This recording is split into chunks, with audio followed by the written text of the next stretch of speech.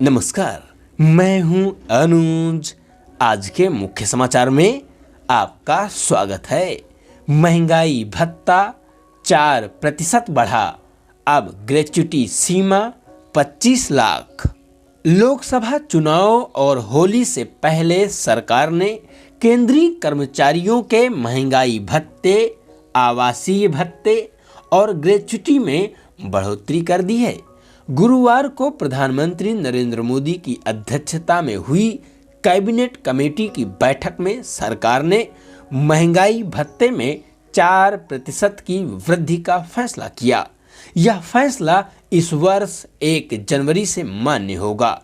इसके साथ ही कैबिनेट ने देश के 10 करोड़ से ज़्यादा गरीब परिवारों को सब्सिडी पर रसोई गैस सिलेंडर देने की पीएम उज्ज्वला योजना की अवधि 1 वर्ष के लिए और बढ़ा दी है। महंगाई भत्ते में वृद्धि से 49.18 लाख केंद्रीय कर्मचारियों और 67.95 लाख पेंशन भोगियों को लाभ मिलेगा। इस बढ़ोतरी से महंगाई भत्ता मूल वेतन का 50% हो जाएगा और इससे केंद्रीय कर्मचारियों को मिलने वाले आवासीय भत्ते व ग्रेच्युटी में भी बढ़ोतरी हो जाएगी। विभिन्न वर्गों को उनके वेतन के मुताबिक इसका लाभ मिलेगा।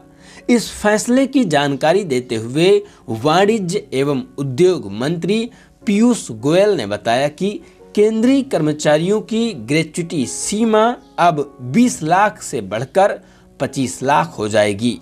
अभी ग्रेच्युटी की अधिकतम सीमा 20 लाख है। उन्होंने बताया कि महंगाई भत्ते में 4% वृद्धि से सरकार पर सालाना 12,868.72 करोड़ रुपए का वित्तीय भार आएगा।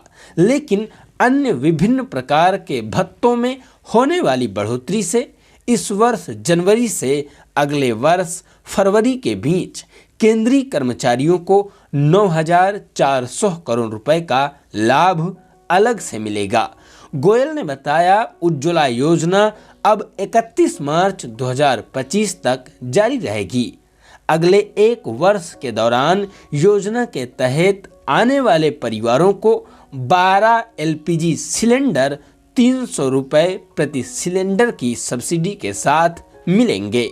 वर्ष 2016 में लागू पीएम उज्ज्वला योजना की अवधि मार्च 2024 में समाप्त हो रही थी। उज्ज्वला योजना को 1 वर्ष बढ़ाने के लिए सरकार 12,000 करोड़ रुपए का प्रावधान करेगी। योजना के तहत अभी 10.27 करोड़ लाभार्थी हैं। इन सभी को अब 603 रुपए में 14.2 किलोग्राम का गैस सिलेंडर उपलब्ध होगा। उज्ज्वला योजना की पिछले कुछ चुनावों में अहम भूमिका रही है और सत्ताधारी दल को इसका फायदा मिला था। इस योजना के तहत जितने भी आवेदन आए हैं उन सभी को गैस कनेक्शन दिया जा चुका है। इससे करोड़ों महिलाओं के जीवन स्तर पर सकारात्मक असर पड़ा है, क्योंकि अब उन्हें लकड़ी या उपले जलाकर खाना पकाने से निजात मिल गई है। इसका असर उनके स्वास्थ्य पर भी पड़ा है। भारत अपनी जरूरत की 60% एलपीजी आयात करता है। अक्टूबर 2022 में केंद्र ने एलपीजी सब्सिडी की राशि 200 रुपए से बढ़ाकर 300 रुपए करने का फैसला किया था। सरकारी आंकड़े बताते हैं कि उज्ज्वला योजना के लाभार्थियों ने वर्ष 2023-24 यानी जनवरी 2024 तक में औसतन 3.87 सिलेंडर का इस्तेमाल किया। कच्चे जूट के न्यूनतम समर्थन मूल्य में प्रति क्विंटल 285 रुपए की वृद्धि। केंद्रीय कैबिनेट ने 2024-25 फसल वर्ष के लिए कच्चे जूट के न्यूनतम समर्थन मूल्य यानी एमएसपी में प्रति क्विंटल 285 रुपए की वृद्धि कर दी है। अब इसका एमएसपी 5,335 रुपए प्रति क्विंटल हो गया है, जो उत्पादन लागत से 64.8% अधिक है। पिछले 10 वर्षों में यह 122% की वृद्धि है। वर्ष 2014-15 में कच्चे जूट का MSP 2400 रुपये प्रति क्विंटल था। केंद्र सरकार के इस फैसले से लगभग 40 लाख जूट किसानों को फायदा होगा। जूट मिलों में लगभग 5 लाख से अधिक कामगार काम करते हैं। सबसे ज्यादा देश के पूर्वी राज्यों बंगाल एवं असम में जूट की खेती होती है। बिहार और ओडिशा में भी व्यापक पैमाने पर जूट का उत्पादन होता है। चालू सीजन में केंद्र ने 524.32 करोड़ की लागत से 6.24 लाख गांठ से अधिक कच्चे जूट की रिकॉर्ड मात्रा में खरीद की है। इससे लगभग 1.65 लाख किसानों को लाभ हुआ है। आर्टिफिशियल इंटेलिजेंस के विकास को किया प्रोत्साहित। देश में आर्टिफिशियल इंटेलिजेंस यानी AI के विकास को प्रोत्साहित करने के लिए कैबिनेट ने 5 वर्षों में 10,372 करोड़ रुपए के व्यय से इंडिया AI मिशन को भी मंजूरी प्रदान कर दी है। इस धनराशि का इस्तेमाल पब्लिक प्राइवेट पार्टनरशिप मोड में AI इकोसिस्टम बनाने में किया जाएगा।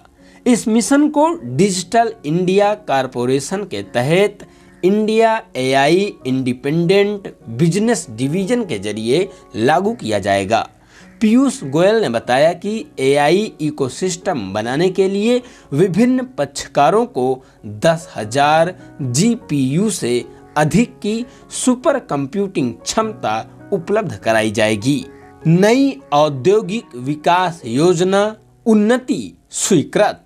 पूर्वोत्तर राज्यों के लिए 10,037 करोड़ रुपए की नई औद्योगिक विकास योजना उन्नति को भी मंजूरी दे दी गई है। इस योजना का मुख्य उद्देश्य रोजगार पैदा करना है ताकि क्षेत्र का समग्र सामाजिक आर्थिक विकास हो सके।